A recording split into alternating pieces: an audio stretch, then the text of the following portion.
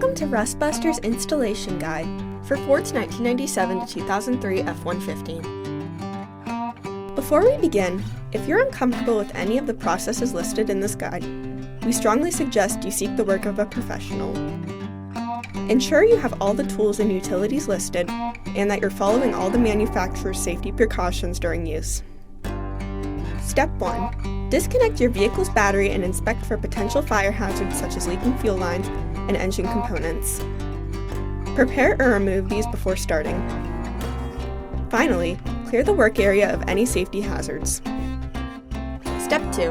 Remove or lift your cab out of the way as well as your fuel tank. Cut out the rivets retaining your factory fuel tank crossmember on the top and bottom of your frame rail. Punch out the rivets using a punch. After removing the rivets, remove your crossmember. You can cut the crossmember in half to make it easier to remove. Step 3. Slide your replacement fuel tank crossmember into place, one side at a time. Once you have your crossmember in place, take the included hardware and screw them into place where your rivets were originally located.